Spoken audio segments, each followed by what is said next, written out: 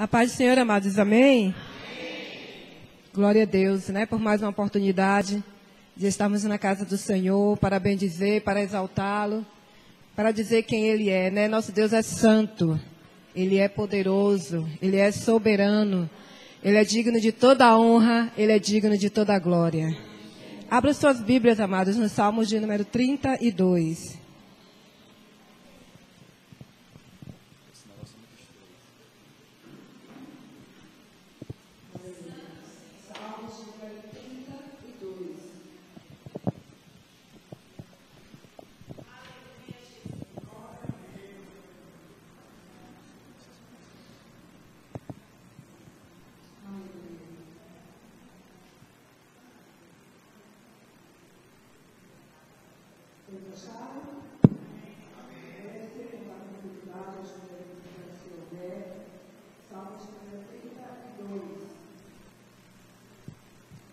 Diz assim, esse salmo ele fala sobre a alegria daquele que recebe o perdão de Deus, né?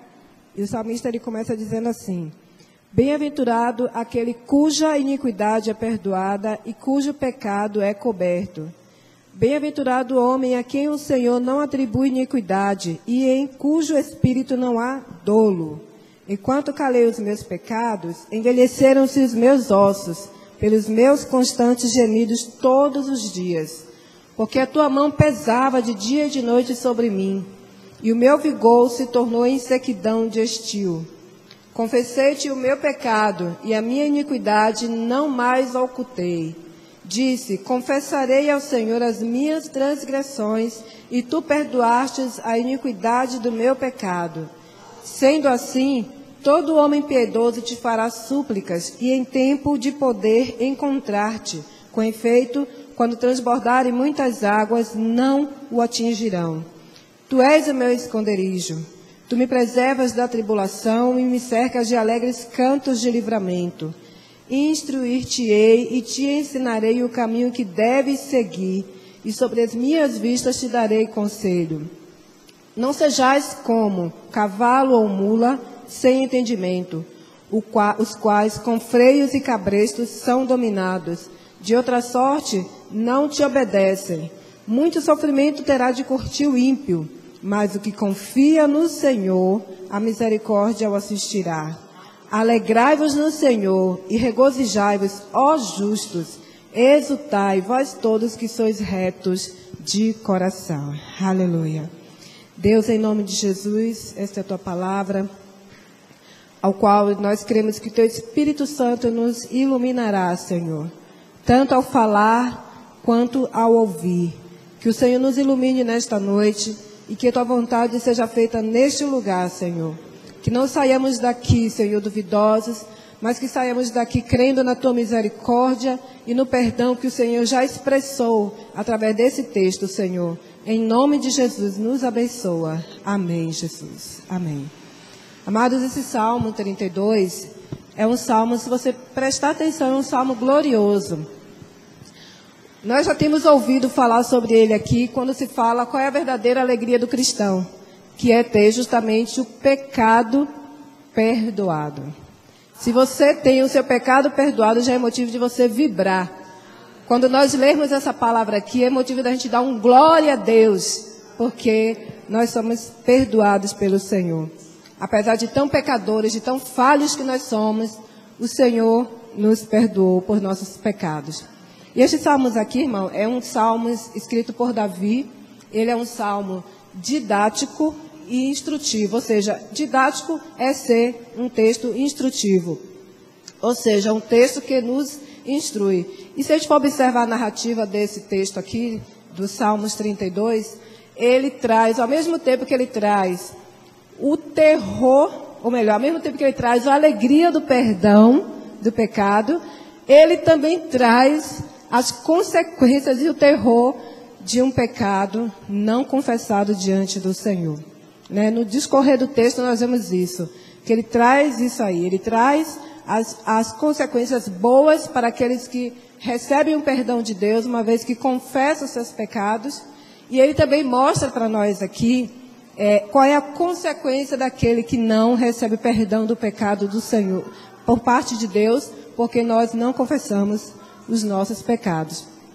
Então, esse texto de Salmo 32 é um texto justamente que vai nos instruir, né, aquilo que realmente nós devemos fazer, que é confessar em todo o tempo nossos pecados ao Senhor, para que sejamos perdoados por Ele e alcancemos a graça dEle.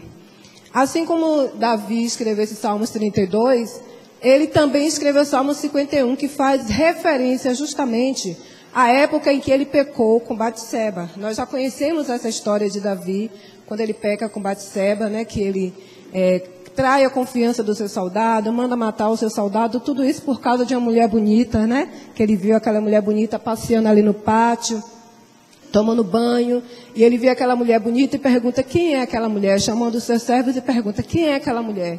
E aí o seu servo diz quem é aquela mulher, discorrer da história nós sabemos qual é, em que ele manda chamar aquela mulher, comete o pecado com ela, para encobrir o seu pecado, porque a mulher engravida, ele acaba por matar Urias, que era o esposo, né, de Batseba. Sendo assim, Davi esconde seu pecado diante de Deus, e o que acontece? Sobre Davi vem o terror do pecado, a consequência do pecado, onde nós vamos ver aqui no discorrer, na explanação, a exposição desse texto, o que é que Davi sente por conta do seu pecado não confessado e o que é que ele sente também quando o seu pecado é confessado. Nós vamos aqui ver no versículos 1 e 2. Acompanhem comigo, por favor. O versículo 1 e 2, Davi começa expressando a notória bênção para aqueles que são perdoados pelo Senhor. Ele começa dizendo o que é que acontece com aqueles que são perdoados pelo Senhor.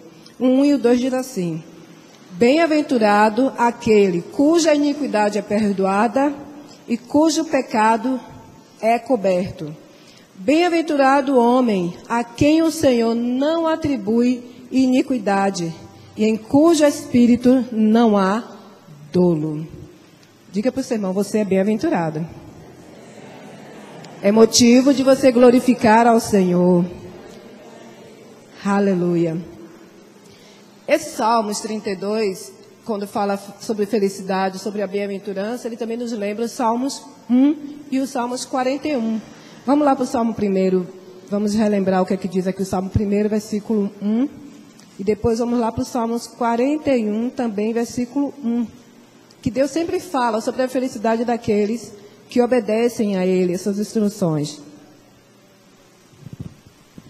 1, versículo 1 diz assim: bem-aventurado o homem que não anda no conselho dos ímpios, não se detém no caminho dos pecadores e nem se assenta à roda dos escarnecedores.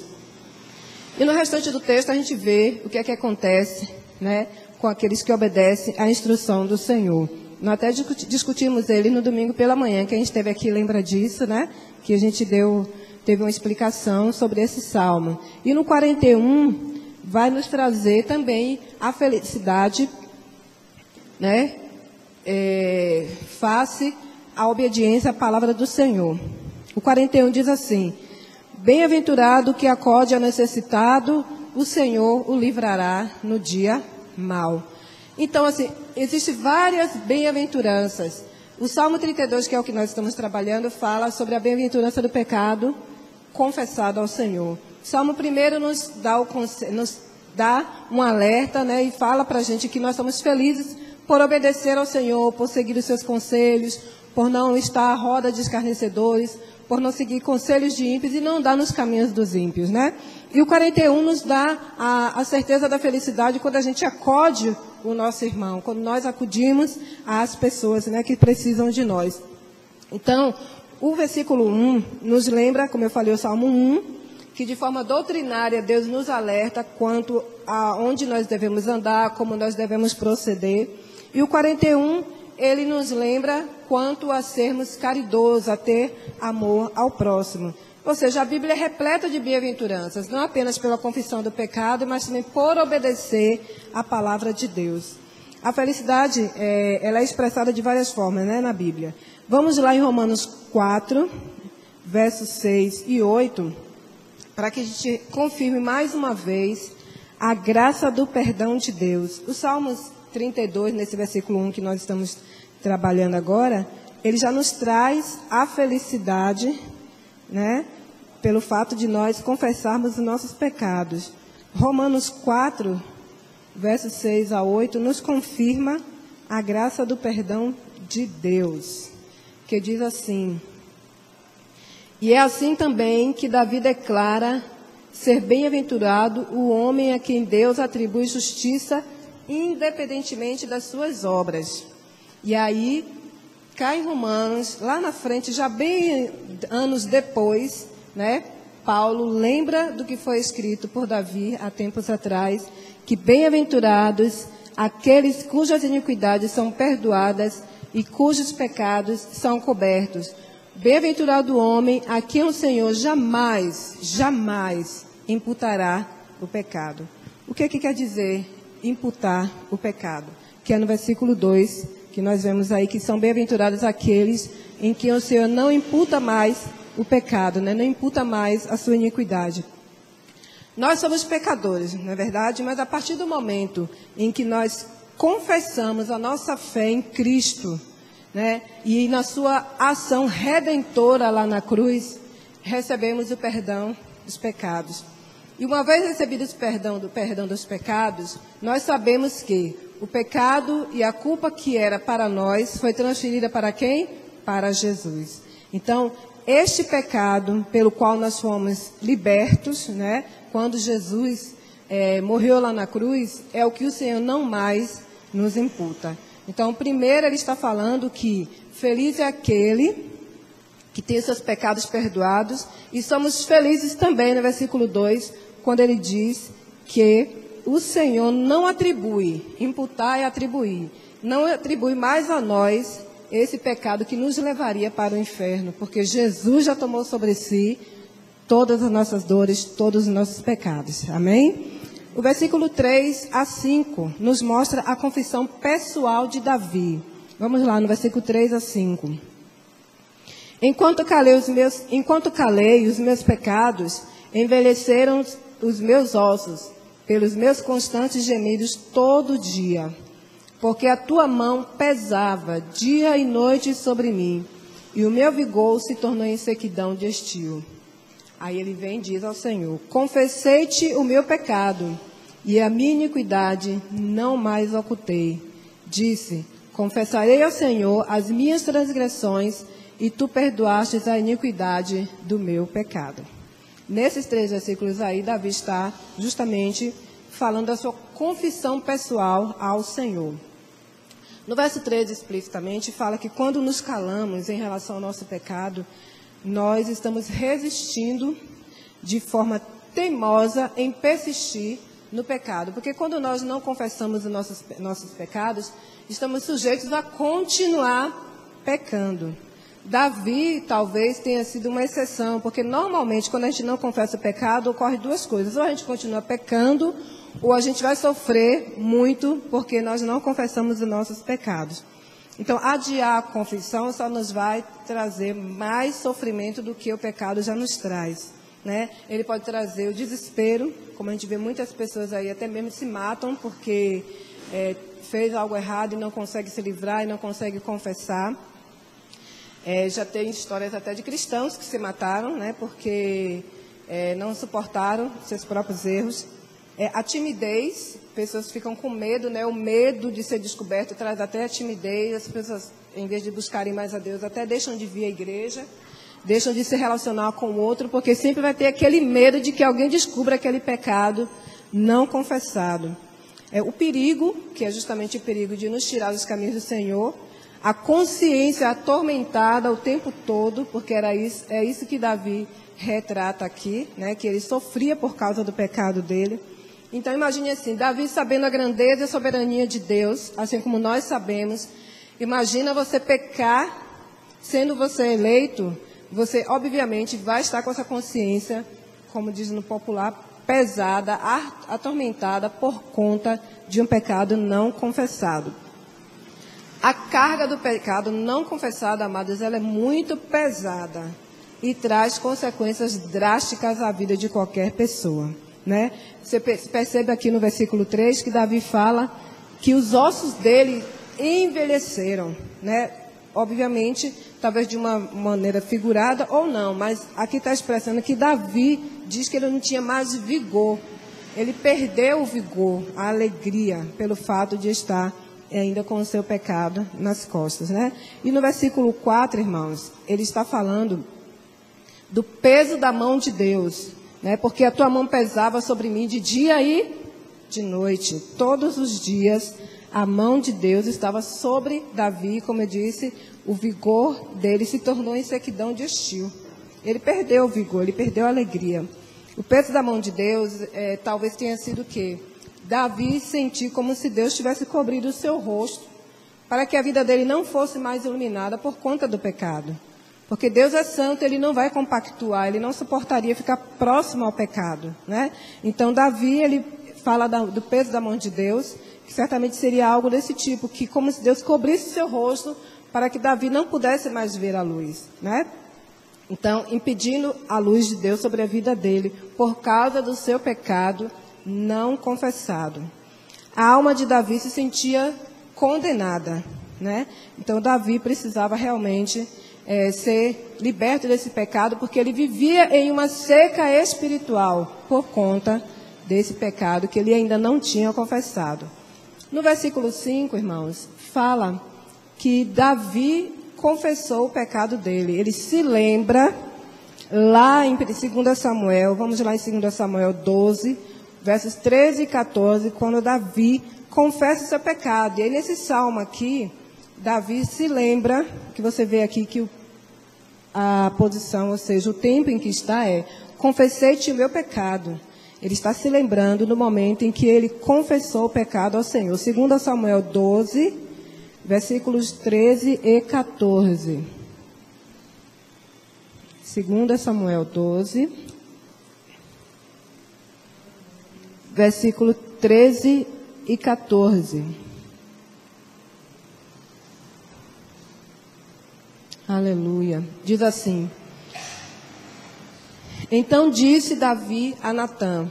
Nesse momento Deus teve a misericórdia e enviou Natã para que Davi confessasse o seu pecado. E Davi diz assim: pequei contra o Senhor. Disse Natã a Davi: também o Senhor te perdoou o teu pecado, não morrerás. Né? Nesse momento Davi está lembrando do que foi feito nesse momento. Mas, posto que, com isto, deste motivo a que blasfemaste os inimigos do Senhor, também o filho que te nasceu morrerá. Então, Deus perdoou o pecado de Davi. Por quê? Porque ele confessou o seu pecado diante do Senhor. Mas nem por isso a mão do Senhor saiu, a espada do Senhor saiu da casa de Davi. Foi necessário que Davi pagasse pelos seus erros, pela consequência do seu pecado. Então, Deus mostrou o seu perdão para Davi de forma graciosa. Você vê que foi tipo que automático, né? Davi confessa que pecou contra o Senhor. Aí Natã, pelo Espírito de Deus, já responde a Davi: certo que você pecou, mas o Senhor também te perdoou. Você não vai morrer por conta deste pecado, mas você vai pagar as consequências pelo seu pecado. Mas o mais importante é que Davi recebeu o perdão de Deus, né? Porque era mais importante para ele receber o perdão de Deus. E com certeza Davi recebeu esse perdão de Deus com muita alegria no seu coração. Porque Davi sabe que a partir do momento, por conta dele ter confessado o seu pecado, ele foi salvo da morte, ele foi salvo de condenação pior, que é justamente a condenação do pecado, que é o salário que nós recebemos, que é justamente a morte. E interessante também é lembrarmos que, além dele ter sido perdoado, ter recebido a graça do perdão, Davi teve o seu relacionamento restaurado, restabelecido diretamente com o Senhor. Porque ele teve condições, novamente, de ter uma vida íntima com Deus. Eu imagino que quando Davi ainda estava sem confessar o seu pecado ao Senhor, ele talvez não tivesse coragem de se achegar ao Senhor. É comum que isso aconteça. Quando a gente peca, a gente fica sem coragem de se achegar a Deus. Isso é desde o Jardim do Éden. Quando Adão e Eva pecaram, qual foi a primeira coisa que eles fizeram? Se esconderam de Deus. Então é comum que quando a gente peca e não confessa o nosso pecado, se esconda do Senhor. Mas aí, Davi foi perdoado, o seu relacionamento com Deus foi restabelecido, mas Davi teve que pagar pelas consequências, a consequência do seu pecado, Davi teve que sofrer. No versículo 6, irmãos, até o versículo 7,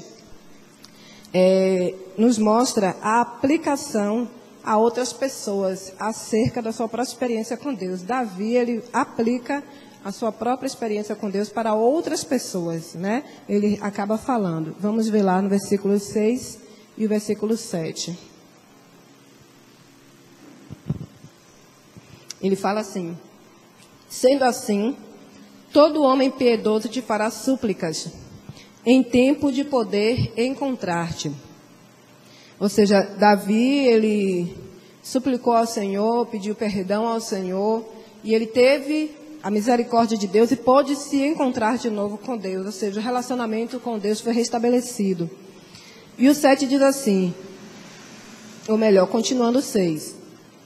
Em tempo de poder encontrar-te, com efeito, quando transbordares muitas águas, não o atingirão.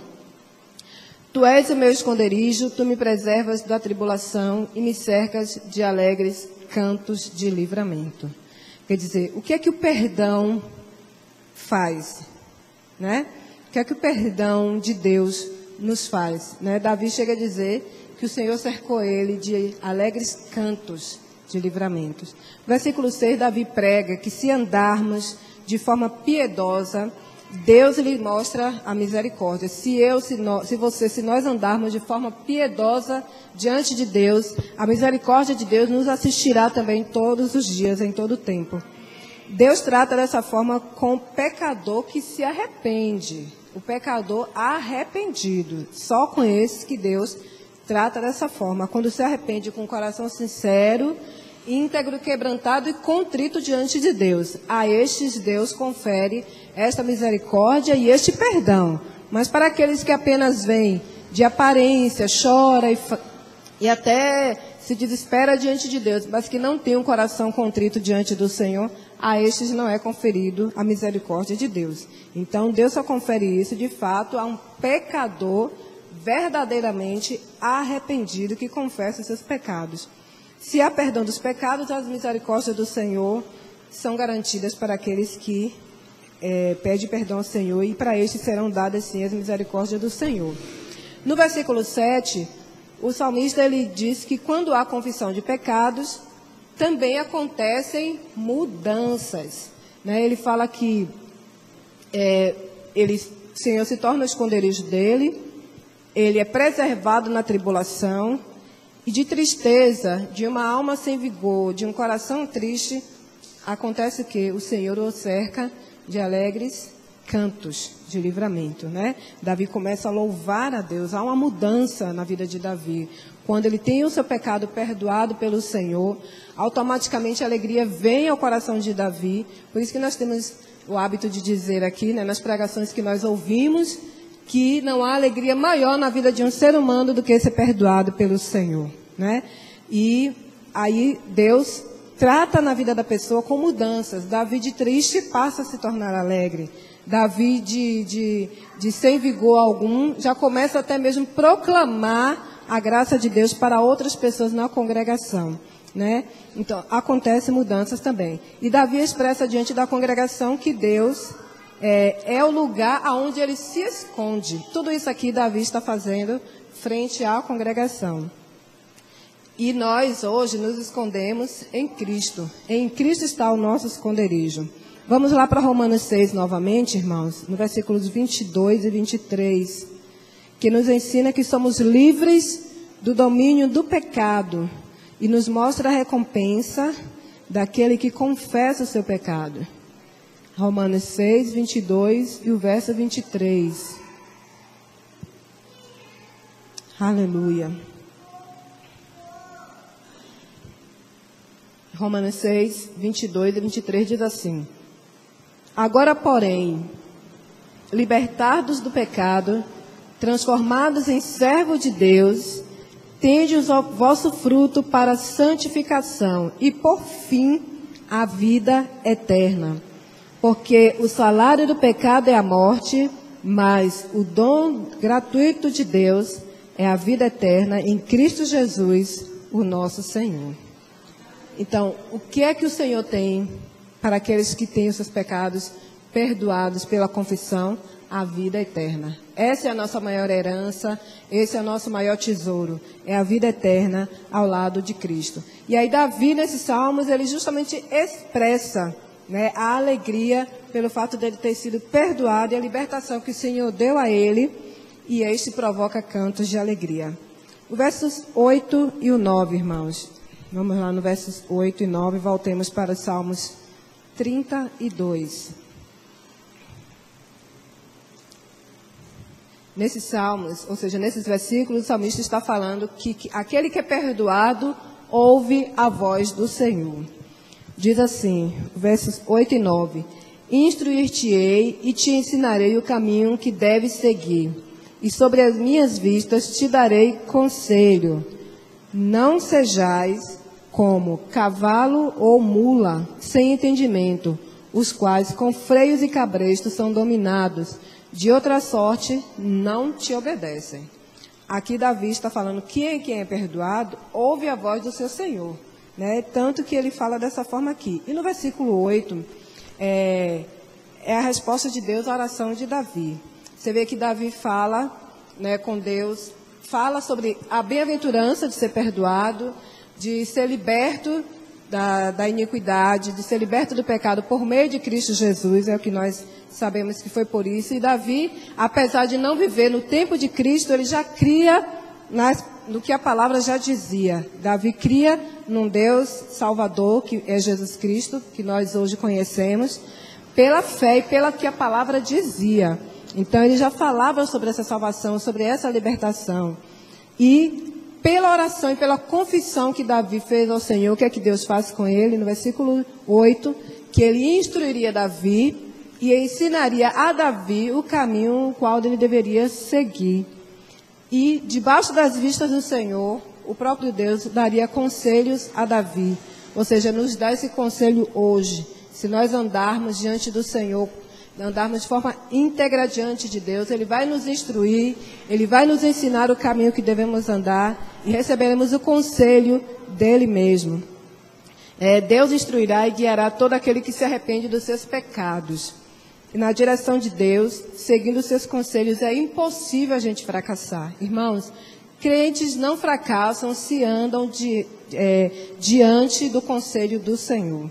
A gente não tem como errar, a gente não tem como fracassar. Você sabe por que nós erramos tantos? Porque nós não obedecemos ao Senhor como devemos fazer, né? É por isso que nós erramos. Voltemos lá para o capítulo 1 de Salmos, que nós já lemos, e vejamos a recompensa daqueles que vivem segundo a vontade de Deus, né? Nós sabemos o que é que diz lá, mas vamos ler novamente, né? Só para reforçar a nossa mente o que é que acontece com quem anda debaixo dos conselhos do Senhor. Salmos 1 novamente, vamos lá? O salmista fala assim: Bem-aventurado o homem que não anda no conselho dos ímpios. Nós seremos bem-aventurados se andarmos no conselho do Senhor. Não se detém no caminho dos pecadores. Se nós andarmos nos caminhos do Senhor, seremos felizes. Nem se assenta à roda dos escarnecedores. Antes, o seu prazer está na lei do Senhor, e na sua lei medita de dia e de noite. Ele é como a árvore plantada junto à corrente de águas, que, no devido tempo, dá o seu fruto, e cuja folhagem não murcha. E tudo quanto ele faz será bem sucedido. Não há como fracassar se andarmos nos caminhos do Senhor. Os ímpios não são assim. São, porém, como a palha que o vento dispersa, espalha.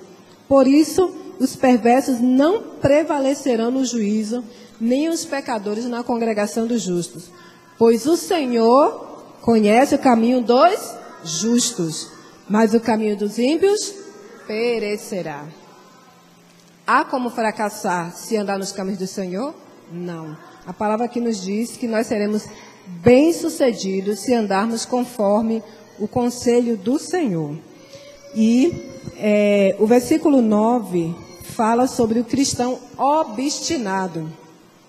Você imagine que Deus chega a falar para a gente: não sejamos como os cavalos e como as mulas, né? Como o cavalo e como a mula, que é necessário ter o cabresto para ela obedecer ao seu Senhor. Seria necessário Deus fazer isso conosco, se simplesmente nós obedecermos a Ele como Ele quer que nós façamos, conforme a sua palavra? E ser um cristão obstinado, irmãos, quer dizer continuar no pecado, continuar no erro, sabendo ele ou não das drásticas consequências que virão sobre a sua vida. E o salmista, ele fala dessa forma que pode haver cristãos, sim, que são tratados como esses animais. Deus tem que pegar assim, colocar, como há um linguajar, né, no meio cristão, no estreito, né? Estreitar os caminhos dele, apertar mesmo assim, para que a pessoa possa obedecer. Mas é muito mais prazeroso se a gente andar nos conselhos e nos caminhos de Deus, que a gente não vai precisar usar esse cabresto aí para fazer a vontade do nosso Deus. E o salmista, de forma dura, que é de forma muito dura, porque você imagina você ser chamado de mula ou cavalo e ser tratado como eles, né? Então o salmista nos chama aqui a atenção de forma bem dura, né? E para lembrar que esses animais só obedecem ao seu dono se for dessa forma, mediante a imposição, né? E nós não temos que obedecer a Deus por imposição. Nós temos que obedecer ao Senhor porque nós amamos Ele e queremos o tempo todo fazer isto, agradar ao Senhor, né? Como eu disse, os justos, quem é justo aqui, levante a mão. Quem é justificado pelo Senhor? Amém? Então, obedeça ao Senhor por amor e gratidão a Ele, principalmente por ter enviado Jesus para morrer por nós. Spurgeon disse uma frase que é muito interessante. Preste atenção e entenda o que é que ele está falando. Até que ponto somos nós melhores em nossas ações? Até aí tudo bem. Olha o que ele diz na segunda parte. E até que ponto somos bem piores do que cavalos e mulas? Eles não têm a sabedoria de Deus, eles não raciocinam como nós raciocinamos, eles não têm o entendimento da palavra de Deus e nós temos. Então, até que ponto nós somos piores do que esses animais? Né? Spurgeon fala sobre isso quando ele faz a exposição desses salmos aqui. Ele pergunta, até que ponto nós somos melhores em nossas ações e até que ponto nós somos piores do que cavalos e do que mulas, né? Então é um ponto a se pensar. Precisaremos usar cabresto 11, vamos lá. Nesses versículos apresenta a conclusão de recompensas que vai diferir do justo e daquele que não é justo, ou seja, do salvo e do ímpio, daquele que está salvo e daquele que está perdido. Diz assim o versos 10 e o verso 11. Muito sofrimento terá de curtir o ímpio, mas o que confia no Senhor, a misericórdia o assistirá. E aí ele diz, alegrai-vos no Senhor e regozijai-vos, ó justos, exultai, vós todos que sois retos de coração. No verso 10, o salmista está apresentando a porção dos maus e a bênção daqueles que são fiéis ao Senhor. O pecado resulta em muita tristeza. E o salmista aqui nos diz, no versículo 10, que muito sofrimento terá que curtir o ímpio por conta dos seus pecados.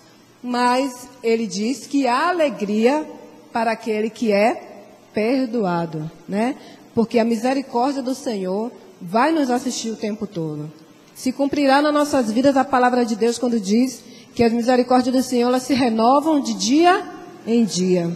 Mas a misericórdia do Senhor só vai nos assistir se nós não formos como os ímpios, mas como santos, justificados pelo Senhor, obedientes à sua palavra, amando ao Senhor e sendo grato ao Senhor, fazendo aquilo que Ele nos manda. E no verso 11, Davi nos convida a nos alegrarmos no Senhor e nos regozijarmos no Senhor, né? Com o coração puro. E Ele nos convida a nos unirmos nessa adoração, nos convida a nos unirmos nesse louvor ao Senhor, por conta da sua misericórdia, que Ele diz aqui no versículo 10. Ele diz que a misericórdia do Senhor nos assistirá. Então é por isso que nós devemos nos alegrar nos regozijar no Senhor e exultar de todo o coração. Então, quando a gente vem à casa do Senhor, quando nós vemos este lugar que nos reunimos para adorar, para bendizer ao Senhor, nós temos que vir com alegria, nós temos que vir com regozijo, nós temos que vir para exultar aquele que é digno de toda honra, de toda glória, de todo louvor, porque a misericórdia do Senhor nos assiste todos os dias. Porque nós estamos aqui querendo buscar ao Senhor de forma íntegra, da forma que agrade a Ele. Não é fácil nós fazermos isso, mas é necessário nos esforçarmos para que não sejamos como mulas e cavalos, né?